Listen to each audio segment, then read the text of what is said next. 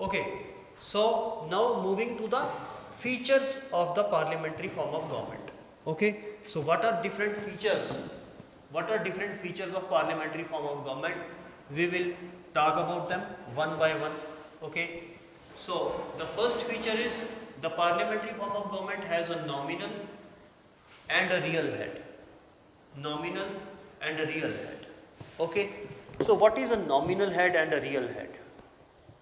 In India, we have a nominal head and a real head. Okay, so nominal head is, you all know, it is the president. It is a nominal head, like he does not enjoy much powers, but still he is a president. That is why we say that he is a nominal head.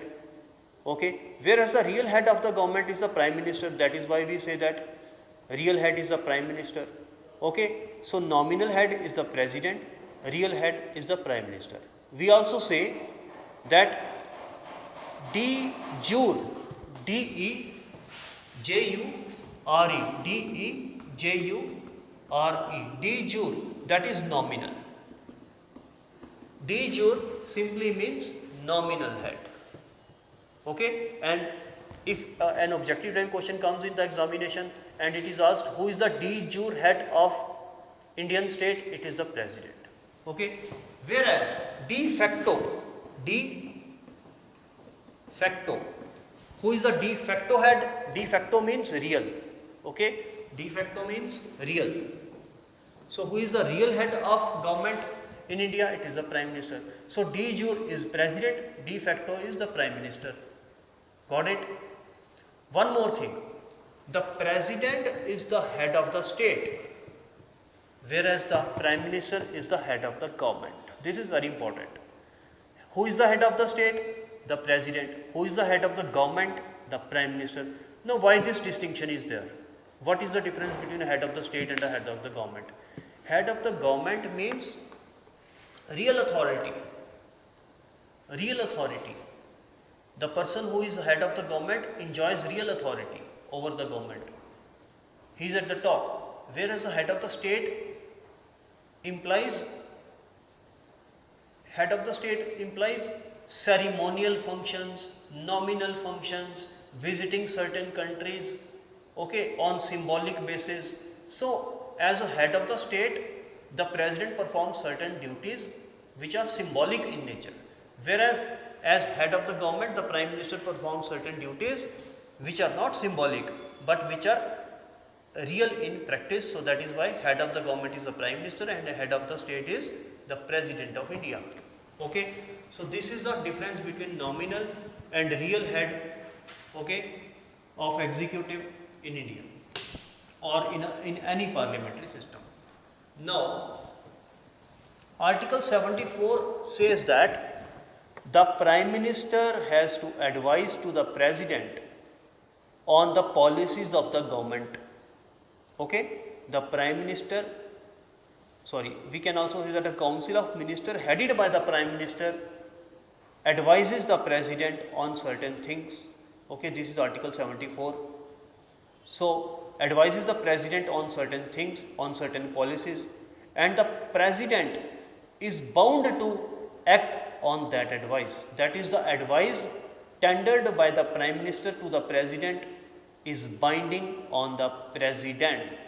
Okay, this is very important article, Article 74.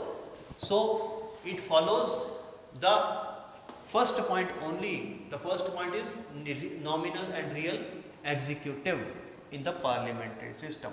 So now I think you have got the essence of the first point, nominal and real executive in a parliamentary system. Okay, coming to the second point. Second point is majority party rule. Okay, so in a parliamentary system, multiple political parties are there. Whichsoever party enjoys majority in the elections forms the government. Okay, suppose today BJP is in majority, it is running the government. Today suppose the Congress party forms the majority or it wins the elections, it will form the government. So whichsoever party has mandate of the people, has got more number of seats in the Lok Sabha, it will form the government. Now, see, if no party is able to get a majority in the election, so what will happen? A coalition government will be formed.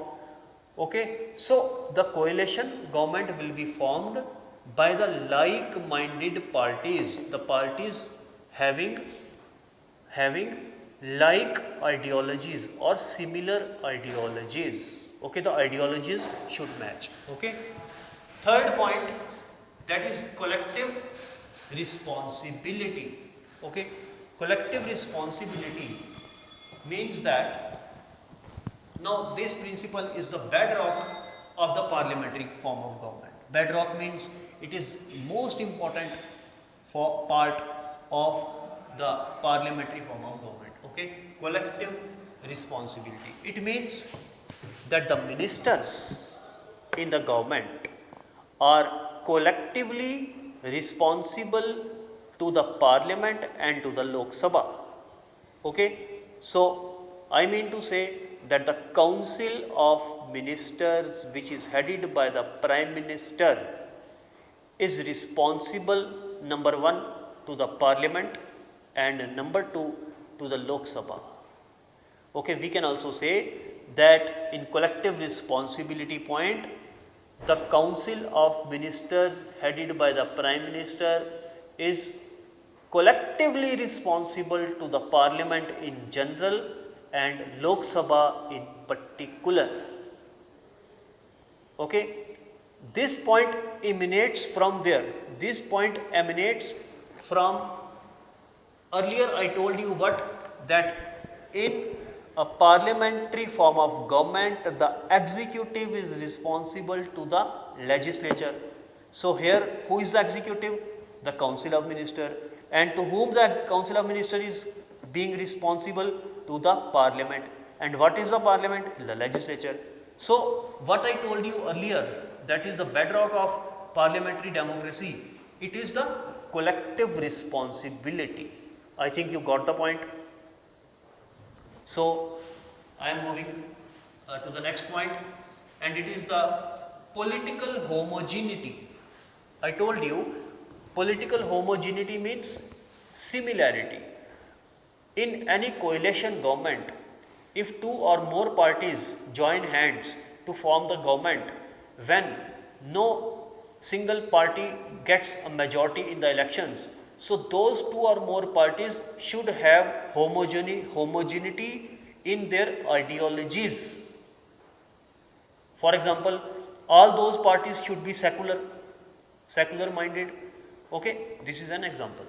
So now coming to the next point, that is double membership. Double membership means that the ministers cannot be a member, a minister cannot be a minister without being a member of the parliament. Got it? Double membership means, for example, the prime minister is a prime minister and the prime minister is also an MP. Double membership. He is an MP, that is member of parliament in the Lok Sabha, and he is also a minister, that is double membership. Okay, so all the ministers in the government should be and must be MPs in the first place. Okay, so what if a minister is appointed and he is not an MP? Can it be done? What I told you, can it be done? If a minister is appointed as a minister, if somebody is appointed as a minister but he is not an MP, can it happen? Yes, it can happen. Suppose Modi government today appoints anybody from me and you as a minister in the council of ministers. Modi ji can do it. Okay, but the constitution provides for a condition, and the condition is that after anybody's appointment as a minister, within 6 months of his appointment as a minister, he should be able to get membership of either the Lok Sabha or the Rajya Sabha. If he or she who has been appointed as a minister, is not able to garner that membership, then his ministership should be done away with, or his ministership will be gone. Okay. So a minister is if a minister is appointed by the Prime Minister from me and you, so me and you will have to get a mandate in the Lok Sabha by winning an election, or if we are unable to win an election and get a membership of the Lok Sabha, then we will have to get the seat in the Rajya Sabha. There are only two procedures, either to become a member of the Lok Sabha or to become a member of the Rajya Sabha. There is no third procedure. If we fail to become a member of either of the two houses, then our ministership will be gone. Okay. So this is the essence of this point, that is double membership. Okay, I think you got it. Moving to the next point, and that is leadership of the Prime Minister. We all know that Council of Ministry is headed by the Prime Minister, and that is why the Prime Minister is called as captain of the ship by certain other phrases also.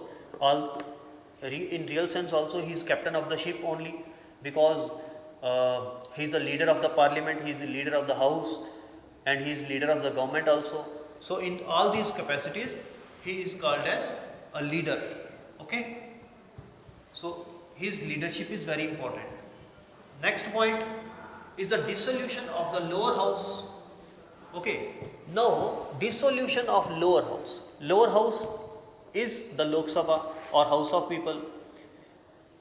It can be dissolved on the advice of the Prime Minister. I mean to say, if the Prime Minister advises the President to dissolve the Lok Sabha, the President will have to act on the advice of the Prime Minister, and the President will have to dissolve the Lok Sabha.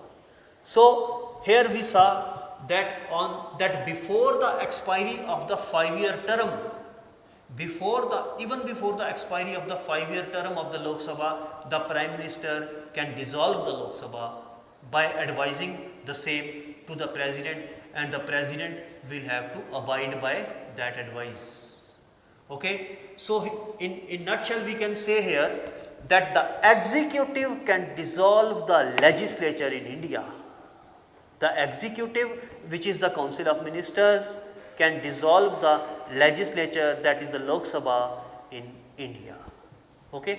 And the Rajya Sabha is a permanent house, it cannot be dissolved, it is a permanent house, it will continue. Okay. Coming to the next point, and that is secrecy.